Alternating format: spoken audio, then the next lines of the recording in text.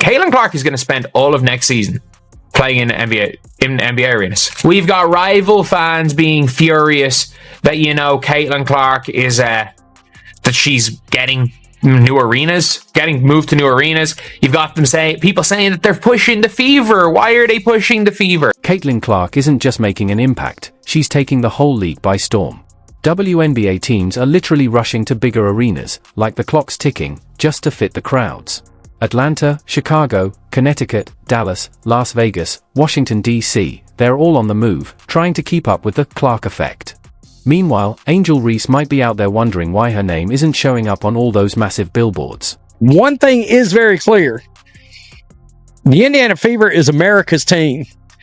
And boy, the haters, by the time this season is over, their heads are going to have exploded already. They're going to be so angry by the end of this WNBA season. I mean, it's going to be hilarious watching the daily meltdown. Take a moment to let this sink in. WNBA teams are willingly leaving their home courts just to make room for one rookie sensation. This isn't just hype, it's history in the making. 6 different teams are moving to NBA arenas, meaning every Indiana Fever road game is now played in a venue that holds at least 15,000 people. It's not about being trendy, it's because Caitlin Clark is drawing crowds like no one else in the league. While some teams are still playing in small venues, Caitlin's demand for NBA-sized arenas shows she's in superstar territory. That there are 6 WNBA teams that have moved their games to NBA or NBA size arenas. Let's not kid ourselves, these aren't just slightly larger gyms. We're talking full-on arena upgrades. The Atlanta Dream? They're stepping up to State Farm Arena. The Chicago Sky, yes, the same team that made Angel Reese feel like a legend, is now hosting 2 games at the United Center. Not for Reese, but for Clark. Because unless the Fever are in town, Reese might as well be playing in a local community center. Even the Aces, with all their shine and championships, are reserving T-Mobile Arena, all to handle the Caitlin Clark craze. Caitlin Clark, the people's champion! Let's get it! That's a deep one. Bang! Just announced that Caitlin Clark and the Fever will be playing 41 of 44 games this year on national TV. They're coming to watch the other girl, right? Right? Bang! Teams are moving their games with the Fever to NBA arenas so they can sell more tickets. How about that? Bang! Angel Reese attempted a 3 this deep. I think she might dislocate her shoulder. Bang! You want some butter with that bread? Butter. Butter pecan! Bang! It's honestly pretty hilarious when you think about it. Just last season, these teams were acting like Caitlin Clark was just another draft pick. We don't need her, they said, all puffed up, the league is doing just fine. And yet, here we are, those same teams are now scrambling to find bigger courts to fit the massive crowds Caitlin draws. It's not just about rolling out the red carpet anymore, it's like they're tearing up the old road and replacing it with gold bricks. Atlanta Dream moved 1 game to the State Farm Arena. Chicago Sky moved 2 games to the United Center, home of the Bulls, home of the Blackhawks. In Atlanta, by the way, that's the home of the Hawks. Connecticut Sun moved 1 game to TD Garden, home of the NBA Celtics. That's going to look really freaking cool on TV. A special shout out goes to Connecticut for this one. This franchise doesn't even have an NBA arena nearby, so what do? They pack up and move everything to Boston. Yep, new state, new zip code, new everything, all just to make room for Caitlin Clark. That's not just special treatment, that's treating her like royalty. Can you imagine if Angel Reese tried to do the same? They'd probably laugh her all the way to some small town gym. We're now at the stage where Caitlin Clark is probably going to be responsible. I'm not joking when I say this. For like games where she plays in are probably going to be responsible for like 30% of the attendance in the WNBA. And it doesn't end there. The Dallas Wings and Washington Mystics are also moving their games against Clark to larger venues, with more seats, luxury boxes, and, let's be real, bigger profit margins. This isn't some random decision, it's smart strategy. When Caitlin Clark rolls into town, it's not just a game, it's an economic boost. One ESPN analyst even jokingly called her the WNBA's walking GDP boost. But honestly, the numbers don't lie. There are teams that are going to average 3,000 fans at games, but have 17,000 fans when Caitlin Clark shows up to town with the Fever. Now, let's take a look at the critics, the ones who were shouting from the rooftops that Caitlin Clark was overhyped. Funny how they've gone eerily quiet now. Why?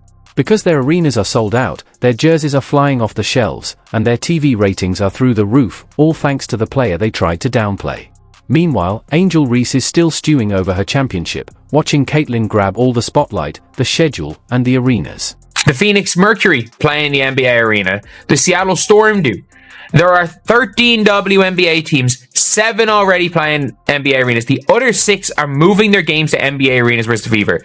You can't acknowledge that she is the needle mover. Yeah. Before Caitlyn Clark arrived in the WNBA, the average game drew about 6,000 fans, basically enough to fill a medium-sized high school pep rally.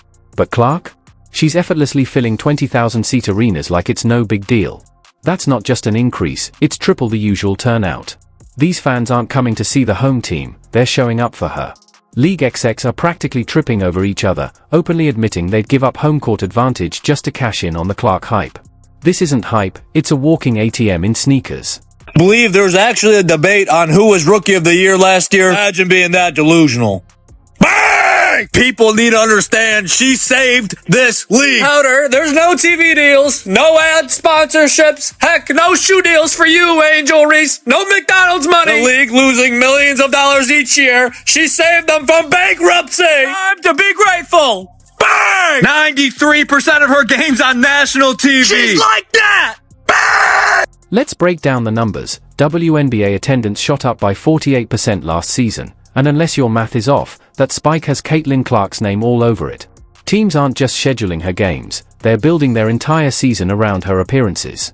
The Las Vegas Aces, the same team that rolls their eyes whenever Clark's name trends, have quietly moved multiple games to T-Mobile Arena. Why?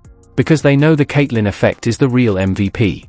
Despite all the eye rolls and cryptic tweets, even they can't deny it, she's the main attraction. Now we've got some more information on the games and some perspective. Here we are. Indiana Fever put this out, man, just a few minutes ago. All eyes on us. 41 of our 44 games are on national television. But the real madness starts when you turn on the TV. Caitlyn Clark has locked in 41 nationally televised games this season. That's not just more airtime than any other player, it's more than entire franchises have had in years. We're talking ESPN, ABC, CBS, NBA TV, every network wants a piece of the Clark action. It's a full-on broadcast feeding frenzy, and nobody's tuning in for the leftovers. The most television games in franchise history, the most national television games for a single team in WNBA history. How about that? Last season, the Indiana Fever were practically invisible, like that dusty book on the bottom shelf, forgotten and untouched. But now, with Caitlyn Clark, they're the league's golden child, front and center in every primetime slot. The same team that was buried in the standings is now the crown jewel of WNBA coverage.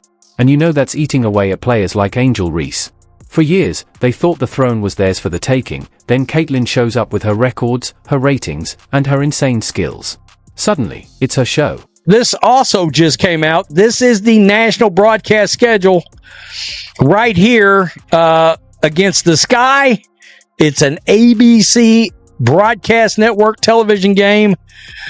New York Liberty. It's a CBS game. And just to add a little fuel to the fire, networks aren't just picking any Fever games, they're going for the juicy ones. ABC made sure to grab the Chicago matchups because, let's face it, the Clark-Reese drama is pure ratings gold. CBS locked in the Liberty clashes, while ESPN snatched up the showdown with the Aces. Because honestly, who wouldn't want to see Clark take down the super team that's been pretending she's not a threat? These are all going to be big rated games. CBS against the Sky. ABC against the Liberty. So you're seeing the teams that move the needles that they're going to play. That should draw some ratings anyway.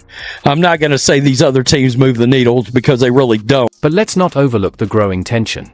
While Clark continues to dominate the headlines and soak up all the spotlight, some of the league's veterans are starting to feel like background extras in their own story.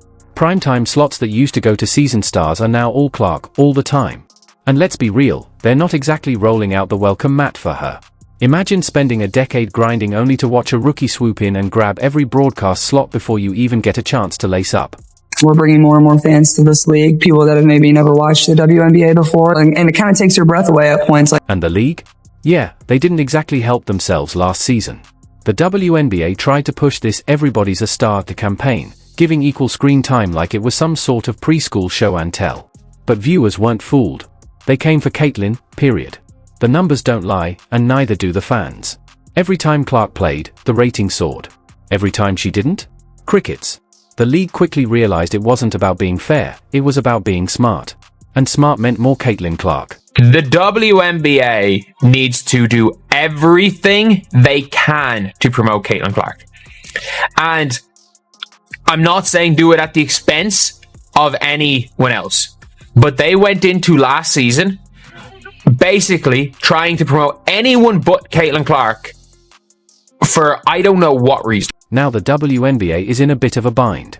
They need Caitlin Clark, she's the ratings magnet, the box office draw, the name that keeps them in the headlines.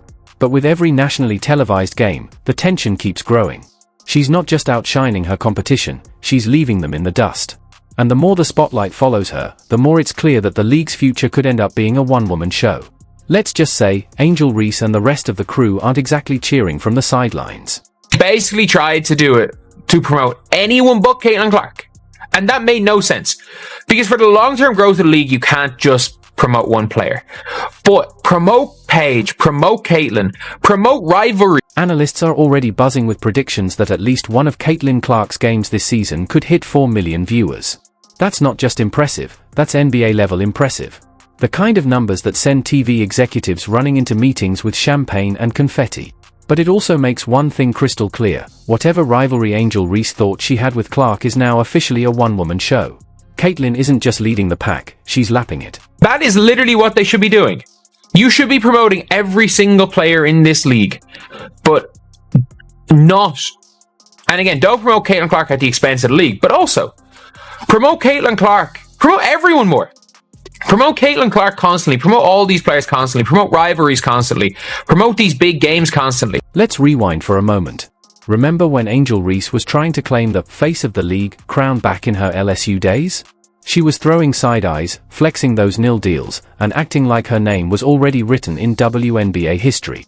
But take one look at the national TV schedule now, and oops, Reese didn't make the cut. Caitlin Clark didn't just win that storyline, she burned the script, rewrote it, and cast herself as the solo lead. The co-star narrative? It collapsed faster than a weak zone defense. America's team, yeah, guys, I mean, let's just be honest. This is exactly what they do in the NFL with the Dallas Cowboys. All right, this is exactly what they're going to do, and they do every year with the Dallas Cowboys. Why? Because they draw ratings. For Angel Reese, this shift has to sting worse than one of her low-percentage turnaround jumpers. She spent her entire college career crafting a brand that screamed, "I'm the future." Every viral clip, every dramatic press conference, it was all carefully planned to frame her as the next big thing. Her fans? Oh, they were loud. But fast forward to now, and all those bold claims have gone quiet. Meanwhile, marketing dollars are rerouting faster than a GPS recalculating, straight into the Caitlin Clark business. I'm sure this is because of Angel Reese. That's good. That's really good. Seriously, no, not at all. The Caitlin Clark effect is real. Imagine the existential crisis Angel Reese must feel, watching her own team, the Chicago Sky, only book United Center games when the Indiana Fever are in town. That's not love for the home team, that's just a glorified Caitlin Clark tour stop. The Sky are basically renting out the big house just to be the warm-up act for the Caitlin Clark experience. Angel's still playing in the game, sure, but she's become background noise to the main event. You get the point. All the Sky games are on big networks. All the Indiana Fever versus Sky games are on big networks. The Aces game, like I said, is on ESPN. The Liberty games are on big networks, the games against the Liberty.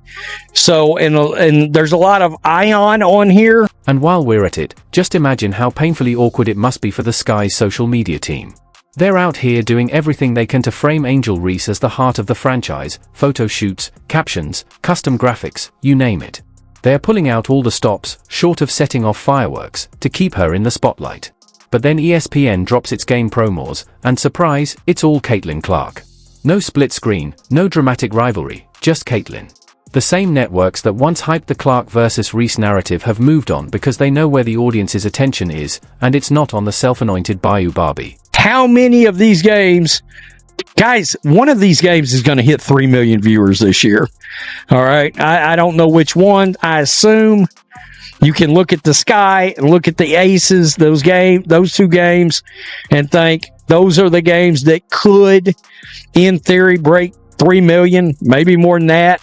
The All-Star game, of course, did a massive rating. What is it going to end up doing this year? So it's all going to be very interesting. Don't get it twisted, Angel Reese is still getting her bags. She's got sponsorships, a strong social media following, and she's dominating the influencer game. But when it comes to redefining the financial structure of the WNBA, Caitlin Clark is the only name on the board. It's not about who has the flashiest Instagram, it's about who's bringing in real dollars, viewers, and long-term change. And Clark isn't just winning, she's monopolizing the game. I'm not going to say she's the needle mover. She's the needle. She is the needle. And it's just madness. It's madness that there are still people going out of their way talking about, complaining about this. Like, it's an objectively good thing. This goes way beyond bruised egos. This is legacy warfare in pro sports. Legacy means power. The player who commands the crowd controls the league's future. Bigger deals, higher salaries, front page coverage, and a seat at every major decision-making table. And Caitlin Clark? She's not just on that path, she's building the highway. She's not just the future of women's basketball, she's the blueprint for how the league evolves from here. The fact that every single team that is not playing in an NBA arena has for Caitlin Clark, it genuinely just shows that, the Caitlin Clark boom is not